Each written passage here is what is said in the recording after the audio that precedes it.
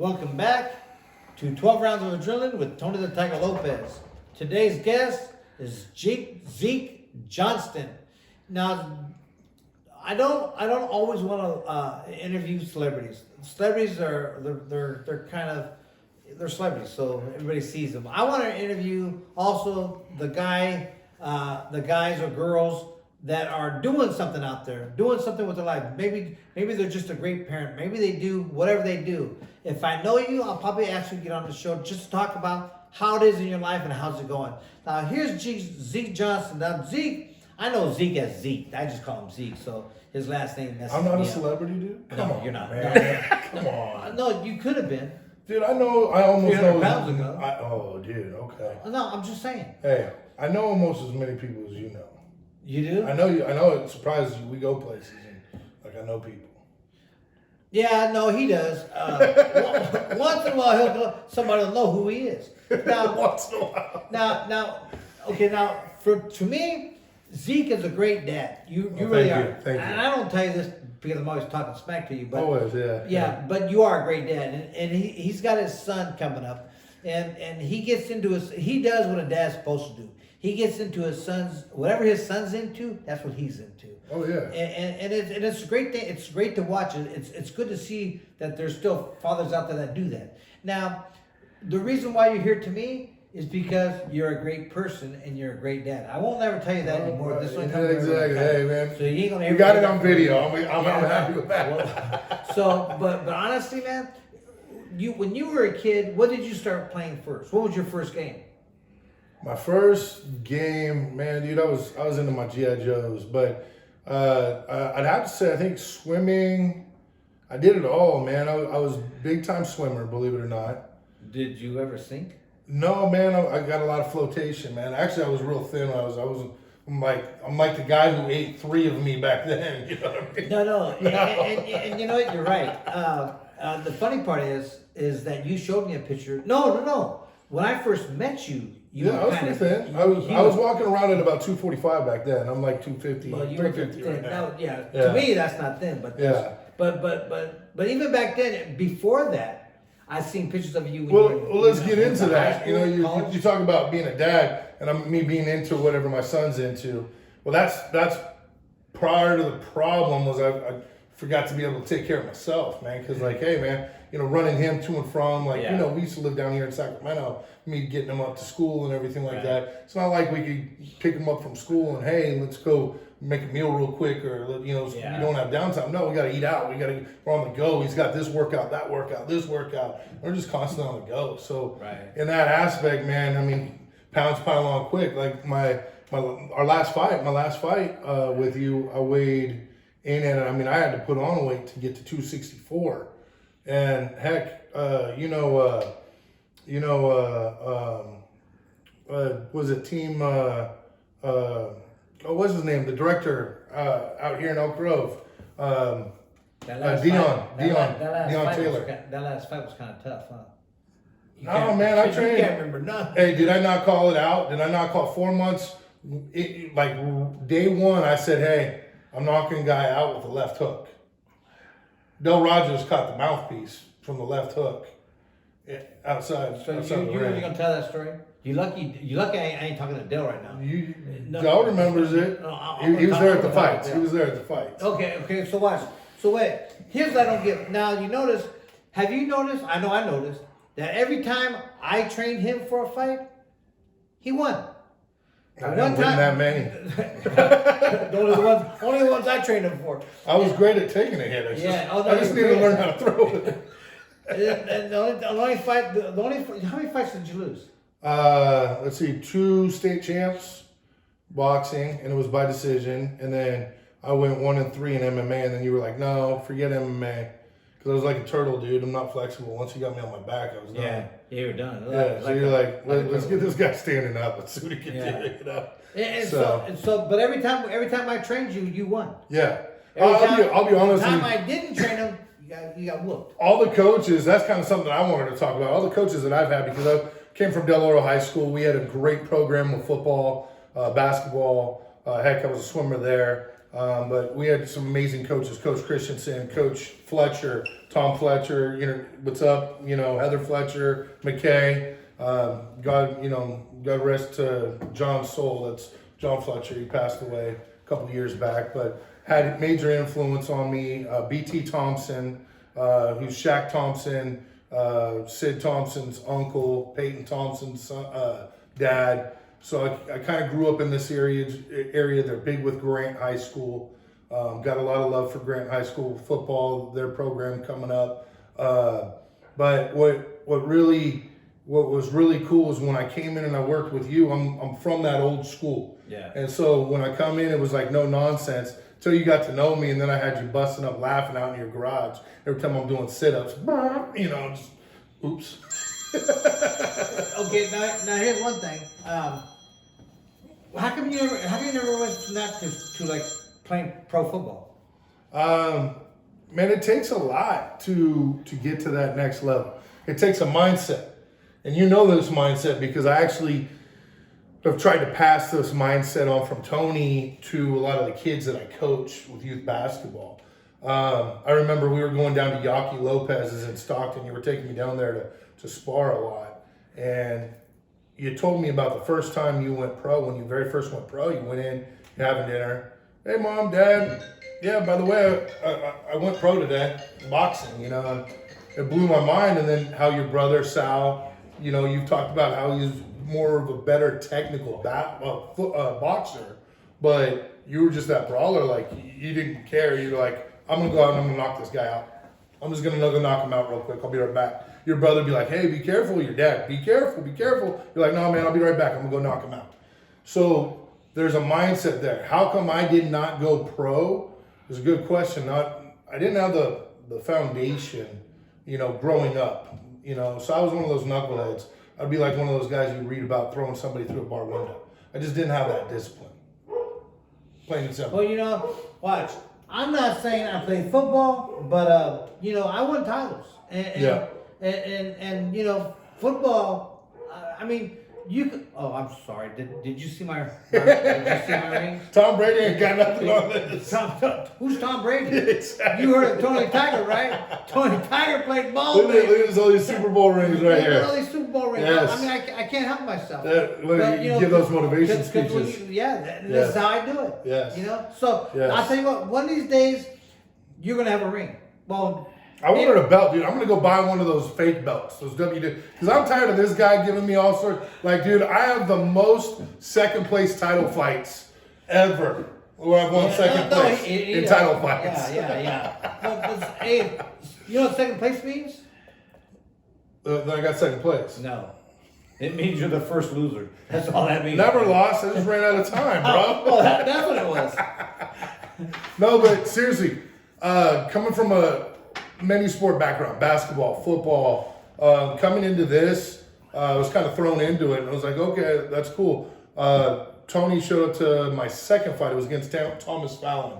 It was at the fairgrounds in Roseville. And after that fight, I tore my pec. It was not a good fight for me. Got beat up pretty good. Thomas did a good job. Had a blast though. Went out. The after party was off the hook. Great people, so on and so forth. But it was awesome because I had your people reach out to me and say, hey, Tony wants to work with you, dude. And I was blown away, and you never asked for anything, but I made sure I was here. And that's what's lacking in a lot of today, I see, is that toughness of, hey, man, somebody's extending this opportunity. You got to be able to, you got to be 20 minutes early. You got to show up. It doesn't matter if you can barely walk. Because, man, through some of those training camps, you'd work me out for 3 days out of the week, and then I couldn't walk for the rest of the week. I could not walk. I literally could not walk. And so it was really, really cool seeing that, going from that basketball, football transition into boxing, MMA. And I'll tell you what, knowing nothing of the sport, because you know me, I thought you were just this little short Mexican, heard you were a good boxer and all, but bad. Great. I didn't know much about it until I actually did my homework, because I don't follow fighting, but as somebody who never did fighting, getting into this world and getting into this realm, I'm really glad I did, because it allows me to really, really respect the sport of boxing and MMA. the preparation that goes into it. It's not just for that fight. It's months of that athlete's dedication, their diet, their workout regimen, the little nagging injuries that constantly sit there in the back of your head because you're not able to perform the way that you want to be able to perform in workouts, your coach getting on you, you know, all sorts of just crazy stuff that you just don't think about when you just buy a pay-per-view for $75 and sit there on the couch and watch it, you know. So I want to talk about your boy. Okay. I love talking about Jordan. Now here's the thing. Jordan was real little when I was actually taller than Jordan at one time. Dude, you had your pool table right here, and like he was barely able to see over the edge of the pool table. But still, I was still bigger than you. Just by like your chin was able to get over the edge of the pool table. It doesn't matter. I was still taller than him. So one time we had this little bet going that in 6 months he was going to be taller than me because he was growing. Yes. He hadn't had his growth spurt yet, but he was growing. 13th birthday. Yeah, and so we bet, and then he missed. I was still taller 6 months later. So I mean I kind of beat him. So that's the only thing really. I've got current pictures though. I mean, you're really looking up to him. Oh yeah, no, now he's bigger than you. He's 6'2". Okay, almost bigger than 220. He's a football player at Del Oro, basketball player at Del Oro High School. So we're finishing up our junior year right now, and it's pretty awesome, man. I miss the little him though. The little him was a lot of fun. But okay, now that you're bringing that up, see, that's what this is about. Because this guy, he'll work. And what do you do for a living? Johnston's Custom Home Theater. And so if you need a theater system put in your house, what TV, do you do? hang your TVs, speakers. Heck, I did your speakers. So, yeah. What's your phone number? Lighting. 916-224-3992. You can look me up. I'm on all the socials. Zeke Johnston on Instagram. You can look up JCHT Get Mounted on Facebook. Johnston's Custom Home Theater. Zeke Johnston on Facebook as well. So and that's that first thing. This is Zeke. He in your realm of getting your stuff together. I remember you named it. You named what how's it go? Get mounted. My slogan, get mounted, baby. Yeah, that to me that was funny, but So, because it kind of goes with what you're doing. This is how that came about. So I was working up at I was working with a buddy, and a couple of his guys kind of coined it because I kept saying it. You know, we got to get mounted. And being in MMA, like that's not really the position you want to be in, is getting mounted. You know, so and I'm like, hey, what do I do with TVs? I mount them. Couple people have called me and said, get mounted, huh? You know, so if you're thinking that, get your mind out the gutter. Well, you know, and that's just he said that's another aspect of why he's here, because to me he works with his son, he works out with his son. I mean, it's more like a friendship. Obviously, it's father and son, but it's from the outside looking in, it's more like a friendship because they get along so good. Sometimes he's got to be dad, and sometimes he's friend. But to juggle the two is amazing to watch from the outside looking in. Always dad number one. That's right. You know, but at the same time, you know, I've got to raise a man. You know, and I've been doing it on my own. And you know, it's to be honest with you, kind of thank God it's been a blessing in that aspect, just because I've been able to bring him up the way that I wanted to bring him up, which you appreciate as well as everybody else, bringing him up old school and you know, he's a really smart kid. I'm super proud of him. I can't speak highly enough about him. Love him to death. His girlfriend, he's got a girlfriend now. Ari, I think you met her. You met her at the game. You came to his game. So no, she's actually pretty good for him. No. Watch sports and girlfriends. I'm just. Let's just put it this way. Hey. You've probably had this much of an influence on him. She's Hispanic. You've rubbed off on him. She's awesome. Her family's awesome. Okay, no, wait a minute. I'm just saying, I have sisters. Ari, we love you. Mexicans are hard. Mexican women, Hey. Dude, they've been dating now for almost a year. They've been dating now almost a year now. Really? Yeah. He's been able to, dude, he's got the patience. Okay, so here's the deal. I'm his dad. Right. So you know he's got to have patience of a saint, bro. Really? You really went there. Wow. Wow. Okay, but all that aside, Yeah. dude, Mexican women are tough, bro. Watch. I ain't got a lot to kick it. I'm Mexican. Yeah. People are like, no, duh. But watch You this. think? If I married a Mexican girl, well, we both end up with black guys because Mexicans are tough. I'm not saying the beautiful women. They really are. Some of them are really cool. Some are freaking psycho, but some are really cool. Yeah. And all that hate and all the good stuff and bad stuff and all about. But boy, I tell you what, They scare the heck out of me. I'm good. I'm 60 years old. So if you get me a 60-year-old Mexican woman, oh heck, nah. Well, She's gonna be just as hard as me. I've seen Kathy. Kathy gives you black eyes. I've seen that. And she's white.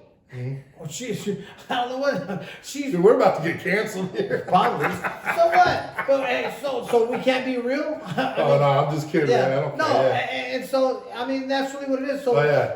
I don't know how long that's gonna last. You know what? Like I She's said, they're doing pretty good. Really? Yeah, they're doing really good. So what's cool is she goes to Placer, so they get like they've had double homecomings and then double junior proms this year. Has he met the dad? Yeah, he actually likes him too. Same with the mom. Really? Yep. You should tell him to give him one of my cards if they ever need plumbing. You know, I got Hey, you. I toss got it you. out there, bro. Tony Thacker Plumbing. Yeah. Well, you remember we got you. So you remember that suit that we got him? You came. What was it? Sophomore year, we had homecoming. Jordan's first homecoming. So I went all out, got him this awesome blue suit, nice suit with a blue bow tie, and we had a little party, homecoming party for him. And Tony was up there, man. We had some fun with that. Yeah, no, dude, he tried to put that suit on, and it's like, no, it ain't gonna fit. He's not the same size. So I'm like, dude, does the Men's Warehouse have a buyback program? That was an expensive suit. Yeah, I bet. So, and you know what? I want you to tell, like, he plays basketball and football. Jordan plays basketball and football. And what is he better at? You know what? He's good at both. You know, the thing is he's brand new to football. He just started freshman year, so he's just learning. But he's had some awesome coaches. Coach John Osterhout at ARC. You know, he's with working in lineman win games right now. Justin Lorente has had his hands on him. Right now he's with Mike Maben. I love Mike Maben, a Delaware High School coach, which hopefully will be bringing you up to talk to the guys. So you know, that's another. You know, something about Zeke. Zeke knows probably just as many celebrities, if not more, than I do. He does. He does a lot of the King's house stereos. Back in the day when they bought houses around here. Yeah, you know, you were doing all kinds of. Yeah. And he does some awesome stuff. If you're looking for an awesome home system, I don't care what. If you want to play TV from your radio, your phone, or your stereo from your phone, he does all that stuff. He did little stuff for me, but mine's awesome, and he did, and it's nothing to him. It's like I can do this in my sleep. That's how minimal. But you know, to me, I'm going, wow, this sounds like a full concert in here. You know, it's really good. He's actually blown away because, you know, if you look at me, I look like Sloth from the Goonies. You know, hey, you're Pretty good. much, yeah. That's kind of like. He's like, dude, this guy actually is somewhat intelligent, knowledgeable about something. Doing something? Yeah. No, I agree. No, I think it was good. That's what I got all the time when I was training with this guy. It's like, you're not doing it good enough. Come on, you got to do it harder. Which that was awesome because that's what drove me. That pushed me even more. So, because see, watch this. Talking about that, and here's the thing with kids today. Kids today, I train kids sometimes, once in a while, and their parents come. Sometimes I'm in the garage. Sometimes I'm at a gym.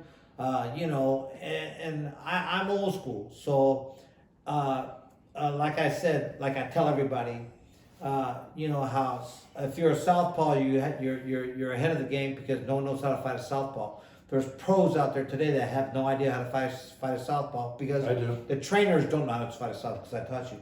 Because the trainers don't know how to fight southpaws. I was talk my way out of it. And that's really what it is. But see, now for me, southpaw is still beginning boxing. You're supposed to teach that to your fighters in the Yeah. early stages of boxing. But today, no one seems to know how to do it. So in saying that, so I train kids down now. I'm like I said, I'm old school, so I get in their butts. You know, if they ain't doing something right, I get in that butt. And sometimes I'm nice, and sometimes I'm not. He still got it too. My jaw still clicks. And Every some now and parents, then. but parents get mad at me. You know, they go, "Oh, don't do it to little Johnny, because well, then take little Johnny home." Yeah. You know what? I'm not charging you, lady or Mister, whoever you are, so that your son says, "Oh, don't do that to Junior. He doesn't really like that." Well, then take him home, because I'm teaching your son. Watch. If you're a parent out there and you have a kid in any kind of hand-to-hand sport, football, even basketball sometimes, football, boxing, MMA, any type of combat sport like that, and you go to the gym, you think, "Oh, my poor baby's," then you should stay home. Or maybe not take him to the gym, or let someone else take him to the gym. Because when he gets into the gym, you're mad at the trainer for working your son too hard, or maybe he got beat up in wrestling that day. But let me tell you something. You learn the most when you get beat up, or you're supposed to learn the most when you get beat up, because then you figure out how you got beat, why you got beat up, and change it and fix it. That's what this sport's all about. The sport of boxing, for me anyway. Speaking of that, so when I'm in your kids, whether it be a girl or a boy, and I'm in their butts, and I'm telling them, "Hey, look, do it this way, and do it this way, and do it hard, and do it," and I'm in their butts. Don't say nothing to me, because remember, I'm sending your kid to war, and I'm sending your kid to war with all the knowledge I can possibly give them, so that they can win that fight. So when you tell me don't do that, you're telling me don't send your kid to war to win. Don't prep him. Just send him to war to lose. I don't do that. Yeah. So and that's we go back to what my mindset was, and the first question that you asked is like, how come I didn't go pro with football or anything like that? That mindset that you just hit right on the head, the way that you teach. Okay, so here's the deal. If you want a teacher that's going to go, "Oh, hey, let's do this. How do you feel today? Are you okay?" Well, that's not going to get you anywhere, because that's already adversity right there. And that's that comfort zone. You did an amazing job of being able to push people outside of their comfort zone. And like me, for instance, I mean, how many times you coach me, you see me, you always say I slacked off, and I did, because I felt like I had to save more for the end of workouts, And no, I didn't, and you were the one who actually really taught me how to work out, because for years I was able to rely on my athleticism and my height, and my strength, and this and that and the other. This is the first time that I had to give everything I had in those workouts. At least the last fight against Ule Tua, which ended up being a win finally. Yeah. But that was the first 4-month stretch that I didn't miss a day. I didn't mess around. I was here early. I was pushing myself and everything like that. To the point where, hey, dude, I could barely walk. I could barely move after workouts. And that's what gave me the confidence that, hey, I don't know what this guy went through, but I know what I went through. And I guarantee you it wasn't near as much as I went through. Yeah. So I'm going to come out there and I'm going to be confident, because I know I'm prepared. And that's part of what Tony's able to give these kids when you work them out old school that way. Okay, the fight, that 6 minutes, that 9 minutes, it becomes super easy. Yeah. Okay, it's that training, the rigorousness of you being on their morale, pushing them through. But the thing is, you also did it caringly. So it's not like you were just a hard ass all the time. Like, dude, we got to cut it up and laugh and have a fun time. You were telling me stories like, Bobby Chacon was just kicking your butt, and in between rounds, you're sitting there laughing. But as soon as that bell rang, it's time to go to work, Right. And so, and that's what a lot of these kids these days are missing. And it's ages and stages, man. It's no longer getting your shins busted by your bike pedal. It's, my thumb kind of hurts because I'm meeting all my friends in this chat lobby in this video game. You know what I mean? Yeah. So, it's just ages and stages. You look at the NBA right now, man. Back in my day, I had this discussion, and everybody wants to talk about the GOAT. Okay, well, guess what? LeBron is the face of the NBA right now. Whether you like it or not, he's the face of the NBA. For me, it was Michael, Magic, Larry. Those guys are what set the tone for the NBA. That's the NBA that I fell in love with watching, because I was a kid. I was enamored by those guys. Those guys became my heroes. So it's very easy for us old heads to compare today's NBA to try to compare it to our NBA. There's just no comparison. The game's evolved. It's changed. It's our kids' game now. You know. You hit on something there for me. You said the GOAT. A GOAT to me, and you're right. You kind of talked about it a little bit, but I've always thought there's no such thing as a GOAT of all time. It ain't gonna ever happen. No. Because watch, Muhammad Ali was the GOAT of his era. Yeah. Mike Tyson This is a was tough the one. GOAT Yeah. of his era. You know, people are GOATs of their era. They're not GOATs of all time. 'Cause, let's put a fight with Mike Tyson and Rocky Marciano from 1940. Yeah. Man, do all the stuff you want. It doesn't make no sense to me. Yeah. You can't put an imaginary with a real person. It never happens. Even a computer, I don't care how you do it, it's never going to happen. Until you actually do it, which never is going to happen, it's never going to happen. I gotta ask you this then, real quick. Let me say, who's the best fighter of all time? You think? Excuse me. Let me rephrase that. Who's the best boxer of all time? Do you think right now? Or I mean, all the boxers you've seen, pound for pound. Boxer. Now think about the definition of boxing. Well, I consider some people boxers that were boxer punchers or boxer fighters. But you know who I like the best? Pernell Whitaker. Yes. Watch. Look up Pernell Whitaker. Yeah. That's Sweet who Mayweather tried to mimic. I don't know if he tried to mimic him exactly, but he was doing that. Pernell Whitaker did that way before Mayweather did. Love him or hate him though, Mayweather's perfect, man. No, wait. Hit and not get hit. Wait. No, that he's good at. But watch. I don't care. Okay. No. Different types between Mayweather and Whitaker. Go watch Whitaker. Now Whitaker can stand as close as me and you, let you throw 100 punches. Let's be real. You throw a 6, 7, 8 punch combination. Yeah, Guess what? He ain't moving and you ain't hitting him. Yeah. That's how good he was. Sweet Pea, yeah. Sweet Pea was so good. Mayweather moves around, gets away, does all kinds of stuff. He does what he does. He does a good job. Hey man, I'm not a Mayweather fan because I'm a fighter. Correct. I don't. Yes. I just don't like boxing. Two different much. styles. You're a brawler, yeah. A boxer moves is Muhammad Ali, Sugar Ray Leonard, Mayweather. They get in and move away and do all that fancy stuff. I'm a fighter. The bell rings. Let's go. Yeah. And let's see who goes first. That's the difference in boxing and fighters. Well, I'm a fight fan. I'm not a big boxing. To me, it's kind of boring. It can put me to sleep. But now, if you put a boxer and a puncher together, different story. Now, battle of the wits. Those are always good fights. Mike Tyson and Vander Holyfield. Good fights. You put two fighters together, awesome fights because it's a war, and that's what people. That's why you pay money for it. You want to see someone get beat up, jacked up, or knocked out. That's how I'm a fight fan. That's what I want to see. So now, to me, Mayweather is half a Whitaker. He fits the description. I'm not saying nothing bad about Mayweather because I respect what he's done. He's done a lot for boxing. I respect that. But styles, because that's not really my style. And Mayweather had the better style because Mayweather never ran. Mayweather stand right in front of you. And go, I'm an Ali fan. I'm a Tyson fan, and I put those two guys in different categories. Ali, boxing skill, pure boxer. Mike Tyson, probably the scariest freaking fighter. And people say, and people talk about Mike Tyson and Ali. They go, "Hey, who do you think would have won?" Well, look, that's watch this. No, it's not really that tough. It's styles. Look at Mike Tyson was probably the best heavyweight fighter out there so fast that I know. But watch, who beat Muhammad Ali? Who beat Muhammad Ali? Not too many people. Was it Joe Frazier?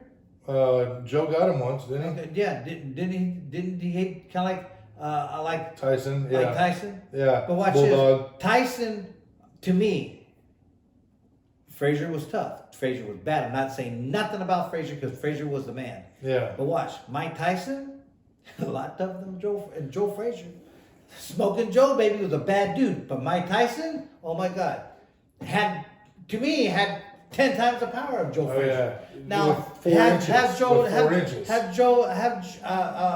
Smoking, the bottom one, have Smoking Joe, you know, put Mike Tyson with Ali, or Smoking Joe with Ali's power. Yeah. Oh, I'm sorry, with Mike Tyson's power. Yeah. Yeah, I mean, come on, you can't put them two together. You know, so it's the greatest of all time for their era. Yeah. What this is going No, you're right. Same with so football, me, basketball. Yeah, and everything. I mean, look at baseball. Everybody said who had the most home runs at one time, or We had Babe Ruth, Hank Aaron, then we got who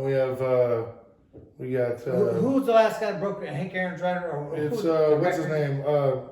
Bonds. Barry yeah. Bonds. Okay, but that's questionable.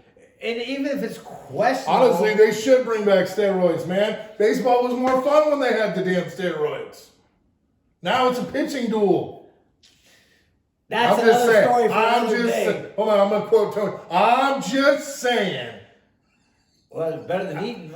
Speaking of which, hey, we were just at some fights. Yeah. Nasser's fights. Nasser Navarrone's in Sacramento, out of California, has the last 2 fights to me. Watch, and I called Nasser and told him. The next day I called him up and I go, Nasser, dude, fights were awesome. Yeah. Every fight on the court, last Saturday too. My boy Terrell The Glenn. last 2 fights, his fights were second. They were like back in the 80s when fighters fought. Oh my God, every fight was a good fight. Great fight. We had heavyweight kickboxing in the house too. That was pretty cool. We had a couple of kickboxing. It was in honor. You actually were really good friends with Fossey, right? Steve Fossum. Steve Fossum, yes. He passed away, and Steve was actually how it happened was I was training in Auburn for the first world title fights.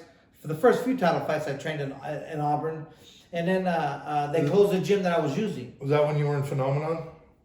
Yeah, The that's, movie? No, that John was Travolta? yeah. No, that was that. But during that time, yeah. So I was in that movie too. I was an extra. Yeah, and so then they closed that gym I was using in Auburn, and so Steve Fossum opened up his gym to me. He goes, "Hey man, come on down here. We can house you." Blah blah blah. Great guy, great family, great wife, and That's awesome. It was just awesome. And then you know, he helped me out a lot in my training days, and For Nasser to do that though, that was badass. yeah, and for Nasser to come up and put that show together like he did, he did an awesome. It was an awesome job. Do you see that trend coming a little bit more? Like, hey, are we going to integrate a little more kickboxing in with some boxing, mainstream both of them a little bit? I don't see why not. That actually was pretty cool. It was a good show. Yeah. I mean, the whole thing. They were both action packed. Even the kickboxers. The couple of the kickboxing fights. They were duking it out, kicking, coming forward. I mean, I like to see fights like that. It doesn't have to be boxing. As long as I like MMA. I like MMA. But guess what?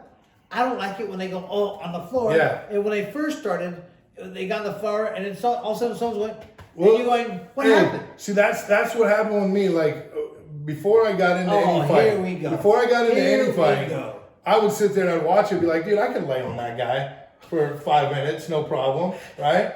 And now after I've done it though, and after I've seen, well, you know, I could actually watch. You could ask my girl; she loves watching UFC and boxing. She loves combat sports. I don't watch it, but she'll get it, and I'll watch it with her. And I'm saying, okay, well, there he goes. He's trying to go for this. He's trying to go for that. So now I've been able to appreciate the sport. Yeah. Now that I've had my ass kicked at it enough times, you know, so it's a lot More of so fun. than not. Yes. Only that's not when I trained him though. Dude, J.R. Lugo, you didn't go down with me to with me to Salinas, but I fought J.R. Lugo down in Salinas, his hometown. And dude, that was the toughest fight I think I've ever. I knew I was a dead man walking. I didn't train much. No excuse. Even if I had trained, I was just gonna get rolled up anyways, right? This guy is like great on the ground. Like you look at him, dude, and he's not that impressive. He's just a big dude, right? Yeah. You know, he's a little bit shorter than I was. I think he was like 6'1", and But dude, the town of Salinas was so respectful. Jordan was like maybe this big at the time. He was tiny. And he's running around, everybody's shaking his hand, everybody, and they're wearing JR Lugo. He and I were sitting there talking about the Niners because he's a big Niner fan. I'm a big Niner fan. We're talking Niners as we're waiting to go see the doctor. And he's like, dude, I'm not used to this. I'm not used to talking to the person that I'm about to fight. And I like you, dude. Like, this sucks. So I'm in there, and this guy was so good on the ground. Like, really? I'm sitting here trying to think, okay, he's over here, so I should pull this move. And by the time I go to try it, he's already transitioned into something different. And I mean, it didn't realize that, dude, when I go like this, you ain't getting my neck though. Like, look at that. I got like quadruple chin. So like, you're not going to choke me out. You're going to have to knock me out. And that just isn't going to happen. But it was one hell of a fight. Milt Wallace,